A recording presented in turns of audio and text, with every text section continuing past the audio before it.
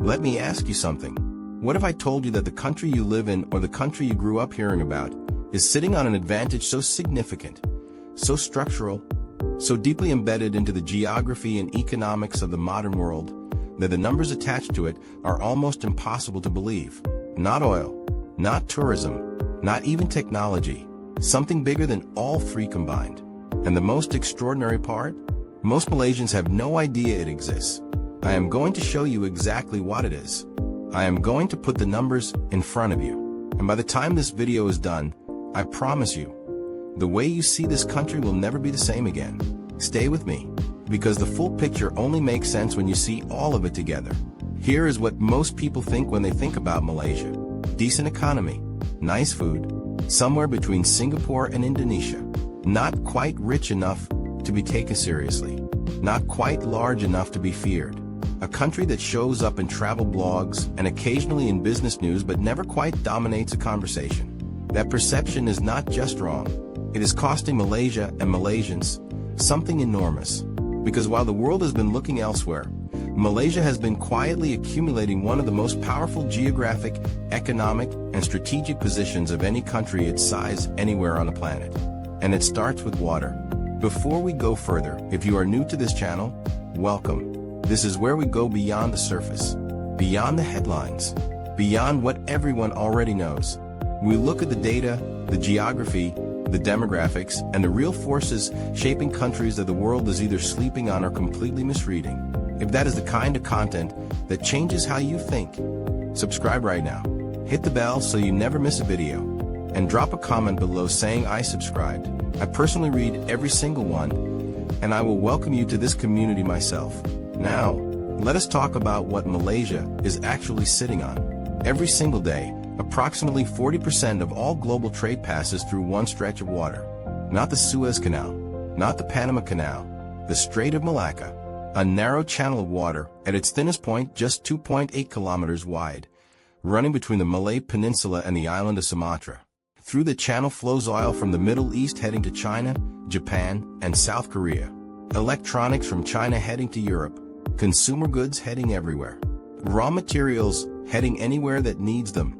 In 2023 alone, an estimated 100,000 vessels passed through the Strait of Malacca, carrying goods valued at over $5 trillion US dollars. $5 trillion every year through water that Malaysia sits directly beside.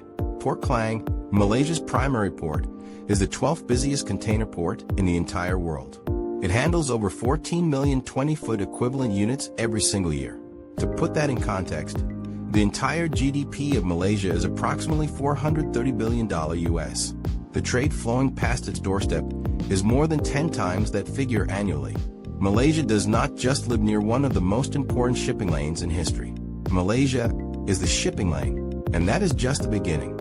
Now let us talk about what sits underneath Malaysia. Malaysia is the world's second largest producer of palm oil, generating approximately 19.5 million metric tons per year.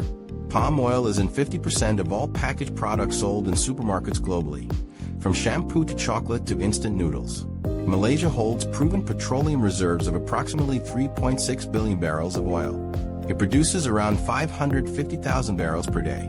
Petronas, the national oil company, generates revenues that have consistently funded a significant portion of the national budget for decades. Malaysia is one of the world's top producers of natural rubber, tropical timber, and liquefied natural gas. It exports energy. It exports food commodities. It exports raw materials that the manufacturing economies of the world cannot function without. And here is what makes this different from other resource-rich countries. Malaysia did not stop at raw material exports. It made a decision, a deliberate, policy-driven decision, to move up the value chain, to stop selling the raw ingredient and start selling the finished product, to build the factories, train the engineers, develop the institutions, and capture the margin that most developing countries give away to richer nations. That decision, made consistently over decades, is the reason Malaysia's GDP per capita is nearly 2.5 times that of Indonesia, despite both countries starting from similar positions. But here's where the story gets genuinely extraordinary. The world is currently going through the biggest supply chain reorganization in modern history. The US-China trade war, the semiconductor shortage, the COVID-19 disruptions, the geopolitical tensions around Taiwan. All of it is forcing global companies worth hundreds of billions of dollars, to ask one question they never seriously asked before. What happens if China is no longer available? And the answer, for a growing number of the world's most powerful companies, is Malaysia. Intel has operated in Malaysia since 1972. Over 50 years of semiconductor manufacturing infrastructure, institutional knowledge, and trained workforce already in place. Infineon, Texas Instruments, Renesas, Bosch, they are all here. And now the next wave is arriving. NVIDIA, the company that became the most valuable semiconductor company on Earth on the back of the AI revolution, is expanding in Malaysia. Google announced a $2 billion investment in Malaysian data center and cloud infrastructure. Microsoft committed $2.2 billion to AI and cloud development in Malaysia. Amazon Web Services, ByteDance. These are not companies that invest $2 billion into a country they are not serious about. The National Semiconductor Strategy has committed to training 60,000 semiconductor engineers to meet this demand. The Gear Up program has mobilized 11 billion ringgit into high-growth industries. Vietnam is also benefiting from this supply chain shift. Indonesia is trying to position itself, but Malaysia started earlier, built more, and has the English-speaking, technically trained, institutionally reliable workforce that these companies need right now, not in 10 years. Right now. Now let me add one more layer to this, because this is the part that most economic analyses of Malaysia completely miss. Malaysia is Muslim majority in a way that is becoming one of the most significant soft power advantages in the global economy. 1.8 billion Muslims globally, the fastest growing consumer demographic on Earth. A halal market currently valued at over $2 trillion US dollars annually and projected to reach $5 trillion by 2030. Malaysia is the world's leading halal certification hub. It has the infrastructure, the regulatory framework, and the cultural credibility to serve as a gateway between global brands and the Muslim consumer market. This is not a niche. This is not a secondary consideration. This is a $5 trillion market that Malaysia is uniquely positioned to lead. Singapore cannot compete here. It does not have the cultural foundation. Indonesia competes, but without Malaysia's infrastructure advantage, its English proficiency, or its institutional reliability. Malaysia sits at the intersection of the Islamic world and the global economy in a way that no other country its size can replicate. Let me now be honest with you about something. Malaysia has real problems, and they deserve to be named plainly. The brain drain is real. Talented Malaysians are leaving for Singapore, Australia, and the UK, and the country has not yet built the conditions to fully keep them. The housing affordability crisis is real. Young Malaysians in Kuala Lumpur are watching the property market pull away from their wages year after year. The middle income trap is real. Malaysia has been knocking on the door of high income status for 2 decades without fully walking through it. The innovation gap is real. For all its infrastructure advantages and foreign investment wins, Malaysia has not yet built the homegrown research and development culture that turns a well-positioned economy into a genuinely great one. These are not small problems. These are the central challenges that the next decade of Malaysian leadership will be defined by. I name them here because everything else I have told you in this video only matters if you understand that this is not a story about a perfect country. It is a story about a remarkably well-positioned country that has serious work left to do. So let me bring this back to the beginning. What is Malaysia sitting on? It is sitting on the most important shipping lane in the world. It is sitting on natural resources that the global economy cannot function without. It is sitting at the center of the largest supply chain reorganization in modern history, with 50 years of semiconductor infrastructure already built.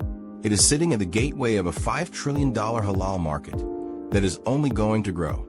And it is doing all of this with 33 million people, a median age of 30, world-class infrastructure, and a cost of living that makes it one of the most accessible high-quality countries on Earth. Most countries would spend a century trying to acquire one of those advantages. Malaysia has all of them simultaneously. The question is not whether Malaysia is sitting on something extraordinary. The question is whether Malaysia and Malaysians are going to fully understand what they have before the rest of the world prices it in for them. Because the world is starting to notice. The $2 billion investments are the proof. The supply chain redirections are the proof. The expats quietly relocating. The foreign companies quietly expanding. The geopolitical analysts quietly pointing at this corner of the map. All of it is the proof. Malaysia has always had this. The world is just finally paying attention. Now, I want to hear from you. Did you know about the scale of what passes through the Strait of Malacca every single year? Did the semiconductor number surprise you? Drop it in the comments. I read every single one, and I genuinely want to know what landed and what surprised you most. And if this video gave you a new way of seeing Malaysia, share it. Share it with a Malaysian who needs to hear it. Share it with someone who still thinks this country is just a stopover between Singapore and Bali. Please leave a like and subscribe if this is the kind of content that makes you think differently. Drop your thoughts in the comments below. We appreciate every single one of you who is part of this community. We are just getting started. Up next, we are going to look at one country, one crisis, and a question that nobody at the top is ready to answer publicly. Do not miss it. I'll see you in the next one.